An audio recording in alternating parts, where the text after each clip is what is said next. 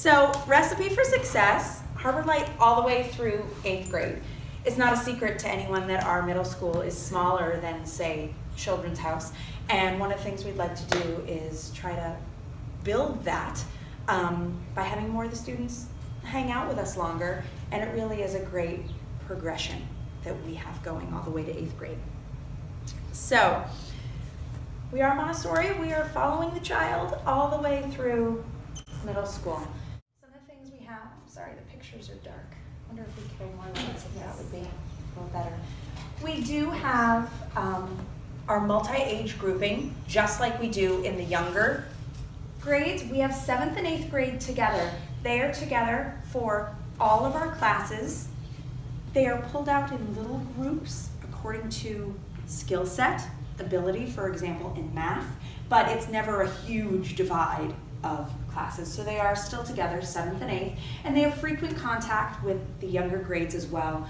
I have a picture here of our 8th grader, Fleur, with one of the Children's House students, Amaya.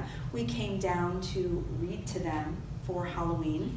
It was part of my little trick-or-treat for the middle schoolers. I naturally told them they had a test in the library. And so they came down all worried, and we were all set to have them read to the Children's House class. They were very excited. So you can see Amaya's face on there. She's like reading a book, I think, about unicorns. Very dramatic. We also continue to have a prepared environment up in the middle school. It does not look the same way as it does in Children's House. Of course, it can't, even though sometimes the activity level is the same as in Children's House. It's a variety of things, and I'm going to talk a little more about that. We continue to have our going out. You are never too big to learn off campus. And a picture I have up here is of the students at the JFK Presidential Library and Museum in Boston. That's a trip I take every other year to go along with my American history cycle, and it's a fabulous trip. The students love that museum. I've taken them out to Concord, Mass before to hit American Revolution stuff, to hit the authors that are there, Louisa May Alcott, Ralph Waldo Emerson, Henry David Thoreau. We have so much great history right in our area here. It's a crime not to take them off campus to see some of this stuff, especially at this level that they are reading this stuff. We're getting really involved in it. Freedom with responsibility. This is something we are definitely worked up to through the Montessori grades, freedom with responsibility. And although it varies a little bit year to year, the middle school students do have a lot of freedom, a lot more than they would get at various other schools because it's part of our Montessori philosophy. So, to prepare the environment, this is key to our Montessori community. Our students learn everywhere. They learn outside, they learn inside, they learn when we're going out, they learn on the bus, what behaviors we're expecting. It's everywhere. So the whole environment is prepared for their success. It's in this prepared environment that they learn about freedom with responsibility. We want to give them freedom, but we want them to stay within the safe structure that we have created. It's not, crazy freedom, let's go out. We've kind of shaped their freedom, if that makes sense, okay? Only in this prepared and structured environment can the students learn to use this, to exercise this, and yes, to make a mistake.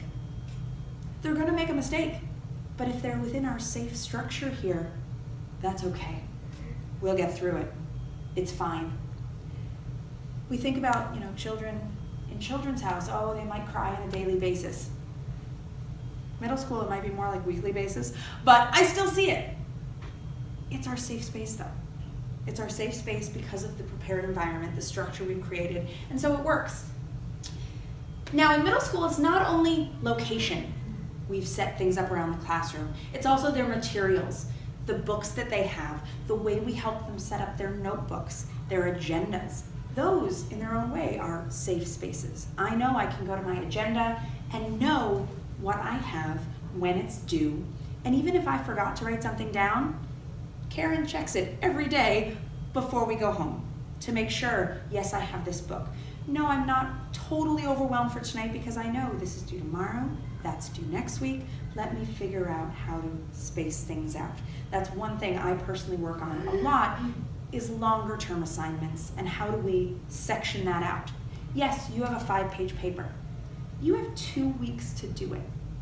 How do we break that up so that you're not doing 5 pages the night before it's due?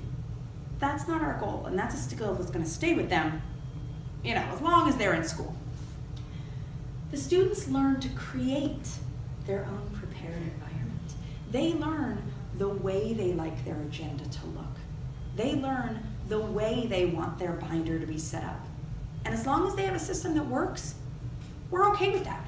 So not only are they benefiting from the prepared environment that we have created, they are creating their own so that they can benefit, so that they can turn around and use that as they go to another school. We've had a number of our graduates call Elisa and ask if she can order them an agenda for high school because they like our agendas, they want to do it the same way. So they're learning, they're taking that skill set with them as well. We run a business, and I'm sure your students have all benefited from this. We run a pizza business, okay? Got pictures here with Fina and Fleur, 2 8th graders up there for Children's House. Matt, making some notes, the actual plates of pizza, goldfish, and fruit on the bottom. Every year, the students contract with a local vendor. When I started here, it was actually Domino's, and we kind of talked to the kids about local businesses and health ideas. Pizza's not the healthiest thing, I'm not trying to kid myself. But considering the different vendors, local businesses, how we want to be a part of our community, and we now use Beverly House of Pizza. Every year we contract with them. Our pizza czar, who's in charge of all of this, makes that call. They're talking, they are organizing. It's actually part of their math class because they create spreadsheets for all of the classes. They are keeping track, they are doing the math, and every week, younger students fill out forms asking what they want. Do they want cheese? Do they want pepperoni? Do they want fruit? Do they want snack? For the younger grades, snack is goldfish. For the older grades, it's popsicle. Okay? Our students have to organize this every week. Now sometimes people put in a long-term order, so I want this same thing for 10 weeks. So the kids don't have to do anything week to week. But our treasurer, we do have class officers, has to work with Jed for the bill to account piece. So we're getting in some accounting here. Okay? Now Pizza Czar is an elected position. Okay? We, the teachers, kind of steer the ones we think would be good for it, but it is elected. The students choose amongst themselves. Sometimes they do little speeches. This is why I want this role. We try to make it as real life as possible. Same thing for our governmental offices. President, secretary, treasurer, they're dealing with real things. They are communicating with other teachers in class. They're taking care of our money. We have our own middle school budget. Can we go on this field trip? What does our class trip look like? How much money do we make on our fundraiser? Our pie sales at Thanksgiving, this is also a big fundraiser, and we had a pie manager this year. She contacted Jim from the bagel shop. How much are we ordering? How much are we doing? There's a whole lot of responsibility. And of course, we're right there with them as they're on the phone, because sadly, not everyone will take a teenager seriously. So we are right there. If someone tends to give our kid a hard time, our kid is the professional one. Always. Sometimes the adult is the one we have to bring down. But we're there for that safe space to help them. So middle school students converse with the vendor, with the teachers, with the parents. You might have received an email at some point. Your student only has 1 week left, let's get it. They go into the classroom every week. Over in Cindy's class, they started making thank you notes for their pizza student. And he came back up, he was like, look at what I got. It was so sweet. They're conversing with the younger students on this weekly basis. They get to know them, it's their classroom, and everyone benefits. It's a great fundraiser for us. You guys don't have to make lunch. One day of the week, the kids get their pizza. It's win-win for everybody. We are a lot more academic than a lot of the younger grades. There are higher expectations for skill sets as you get into college, okay? We have very specific classes, and we are shaped by the state standards. So what history should they have? What math skills should they have going into 9th grade? We are keenly aware of what schools around us are expecting. And so we want to make sure that they are prepared for that. So we have content and skill-based learning based on that. We do give letter grades in middle school.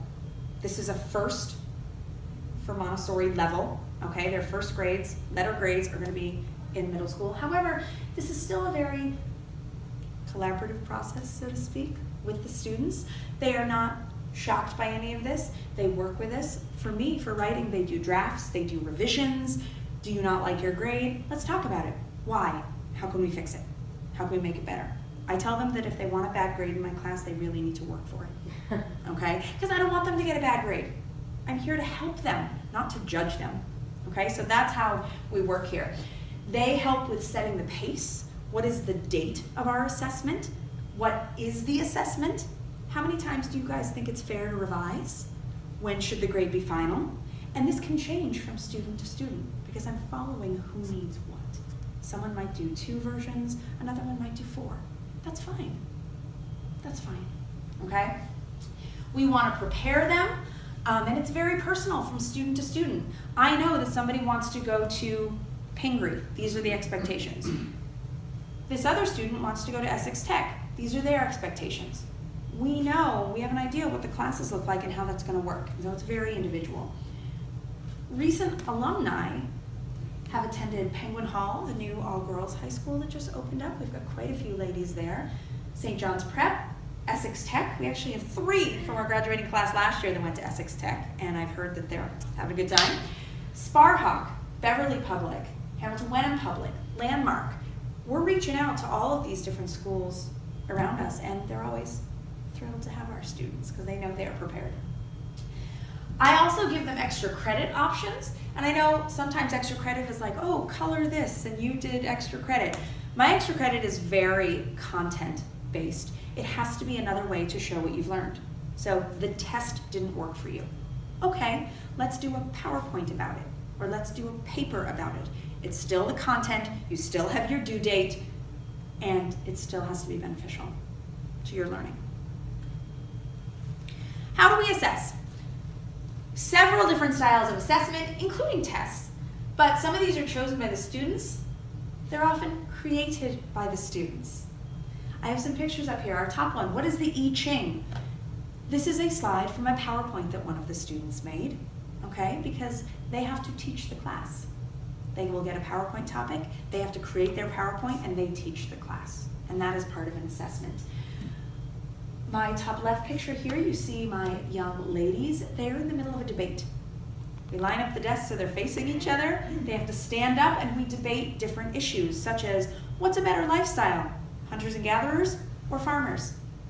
Okay, different kinds of debates. Last year we had to decide if we should fight the American Revolution or if we should stay with the British. Okay, last year I believe the American Revolution won, but a couple years ago, staying British won. So it's very interesting, and since they don't believe I'm impartial, we bring in judges like Paul, like Katie, like Elisa.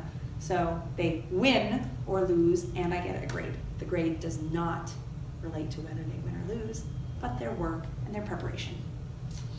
We have a board game over here on the right. I like to bring board games into the class. This specific one is called the farming game, and it's about being a farmer and what is involved in that, and that was part of our hunting, gathering, and farming.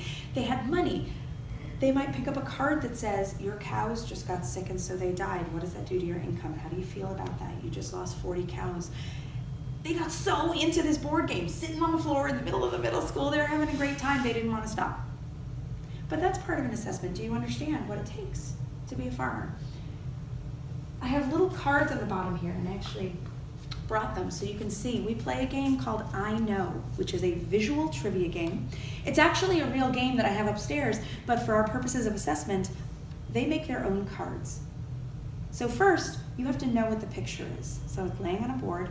You have to know what the picture is and call it correctly. If you do, then there are questions on the back.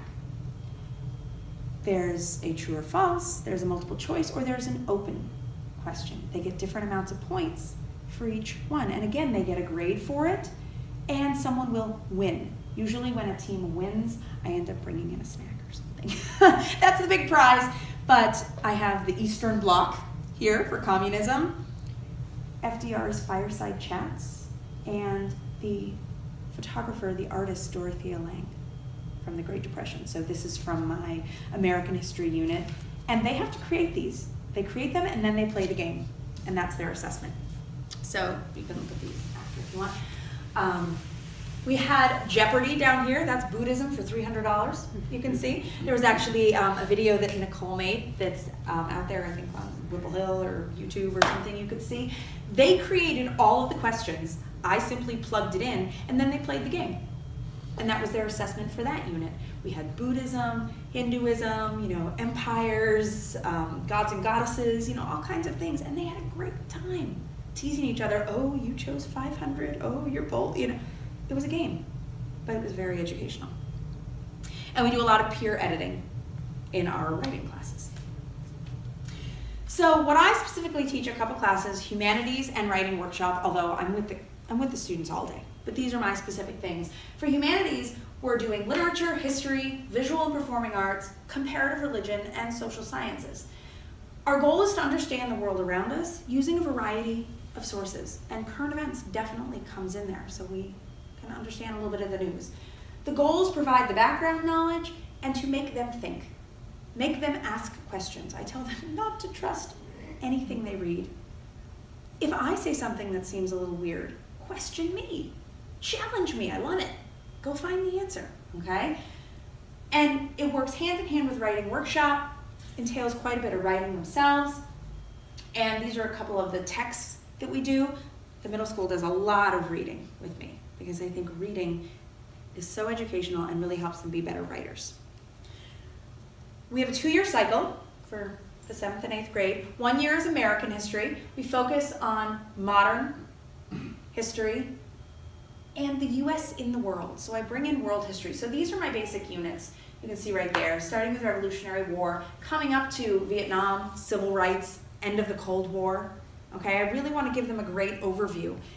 It may not be the most in-depth thing, but they are going on to high school. I want them to have a familiarity with a lot of things. World history, that's actually the year of the cycle we're in right now. We do ancient civilizations, talking about the beginning of these religions and a little bit about the religious tensions in the world today. Sometimes the kids look at this stuff in the news and they say, well, this is kind of crazy. And I said, well, it's been crazy for like 3,000 years. This is not new. We talk about the Middle Ages, Europe, get into the Renaissance, the Reformation, okay? Our catchphrase right now is engage our world, and I think the middle school really does, especially with current events.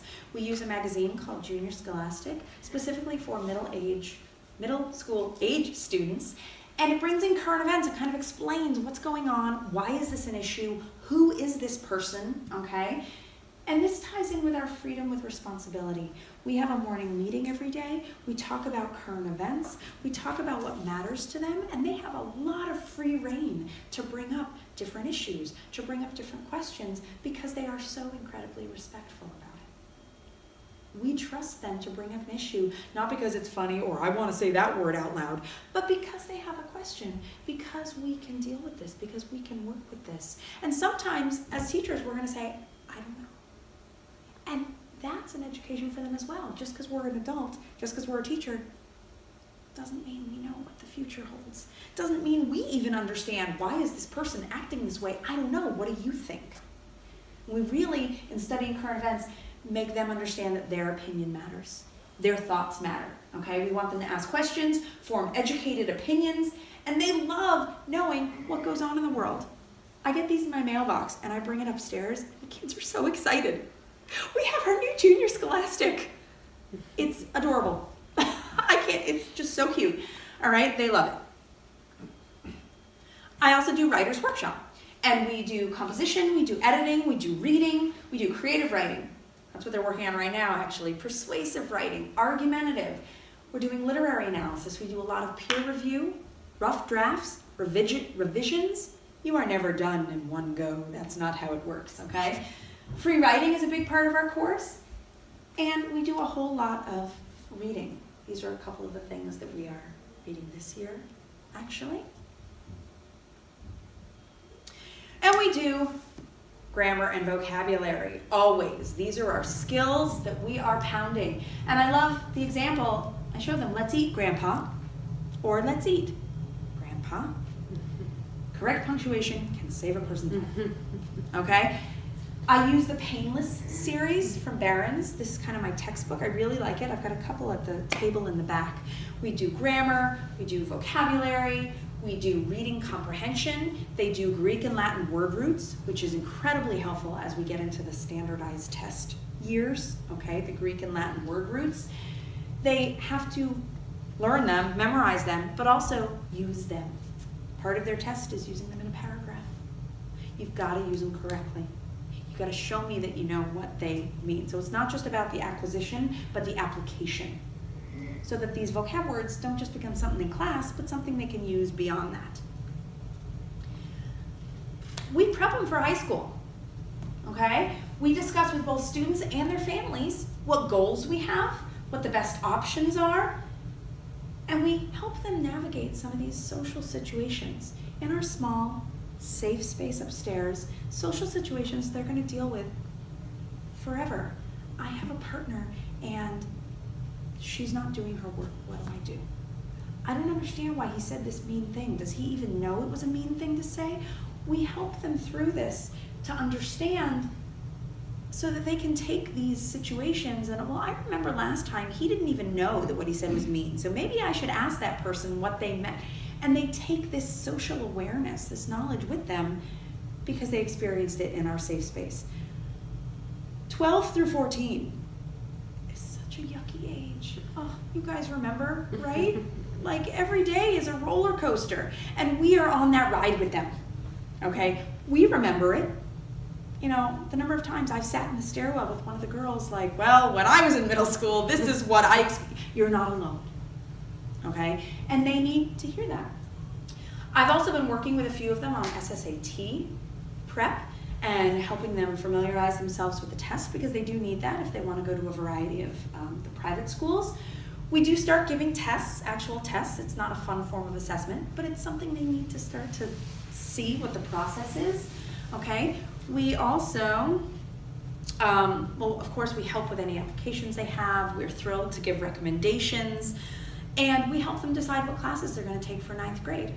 I could do this class in honors, which would be a little review, or I could jump to this other one, or I could take the college prep because I think I could get a better grade in it. What do you think? And we have a lot of those conversations at the end of the year. It's also a personal goal of mine to introduce them to some literature that they're going to see in high school that seems really scary. For example, Shakespeare, so scary. They're all going to do Romeo and Juliet in 9th grade. It's practically a guarantee. Why you would start with one that's all about death? I like to bring in Shakespearean comedies. This year we're actually doing Midsummer Night's Dream. Last year we did The Taming of the Shrew, okay? And the texts that I use have Shakespeare's language and then kind of modern day translation. So they're reading it next to each other. And they never just read this for homework. We read it out loud in class. Every day you're a different character. They get so into it. We read a couple scenes and then we watch those scenes from a film adaptation. So read, film, read, film, read, film, so they know what's going on. And I often have them keep journals. What did you think of this scene? Who would you rather date?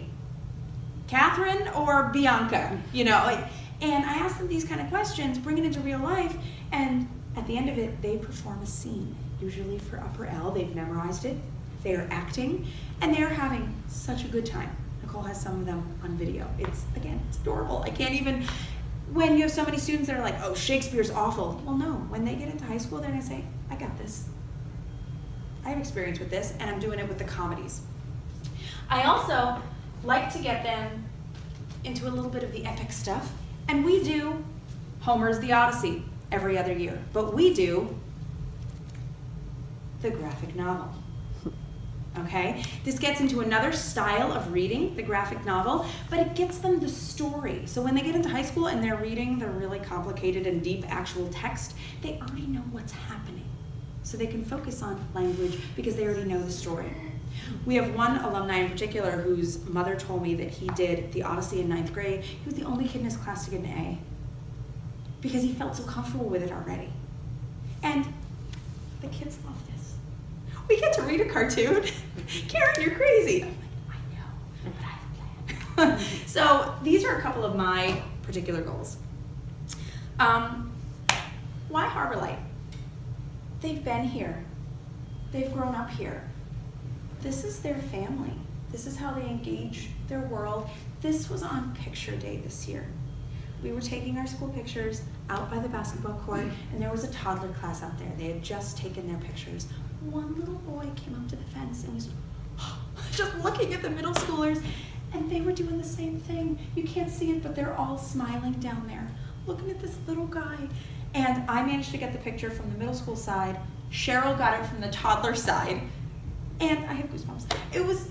It's so sweet, and only in this kind of environment can you do that kind of thing. I actually have a couple of handouts for you guys. NPR did an article in October about how being in a K through 8 school is super beneficial because students are at some of their most vulnerable regarding emotions and self-esteem around middle school age. And so this is actually arguing against those school systems that have a separate building, a separate school for 6th through 8th or something. They're saying the best thing is if in 7th and 8th grade, they can be at the top of their game, the oldest in the school, that can really add to their confidence level. Okay, so I have this for you. I also have, we do of course a curriculum night every fall, just like all the grades do, but again, we have a PowerPoint for that because that's what I do. So I printed out our curriculum night PowerPoint for you guys. It has the information about humanities and writing that I put in here, but it also has math and science and the stuff that I personally don't teach. So these are for you as well. We have a bunch of books back there, some of the stuff we read you can take a look at. I've got the cards up here. Do you have questions? Question. The middle school is so small. How do you deal with only having X amount of kids in the middle school? It's both a challenge and a blessing. Each one gets such individual care. I want to say we're able to do one-on-ones or little groups of 3 or something. We can also move at exactly their pace, and we know if we're leaving someone behind, if we're not. It is a challenge as well. We're doing peer editing. They don't want people to know which paper's theirs, so I take their names off, but they know anyway. That type of thing that we're working with. This is a particularly small year. Last year we had 17. Okay, and that was great. We were able to do a lot of things. Every year's a little different. We tailor it to the number we have and to the specific students that we have. Who does this better, who does that better, and we really pull to their strengths. So I think it benefits them in many ways to have a smaller class. And of course there are multiple teachers up there, multiple adults helping out. So no one gets forgotten or ignored. If someone's out, we're like immediately, where did so-and-so go? They can't hide. They cannot hide. And we get them talking a lot more.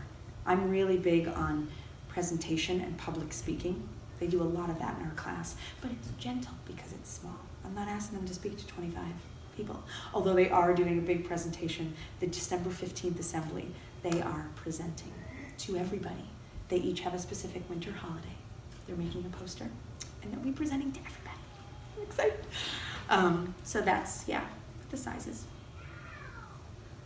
Karen, can you talk a little bit more about teaching them how to take tests? I mean, one of the reasons we're here is because I don't like testing in general, especially for little kids, but she's going to have to know how to take tests in high school.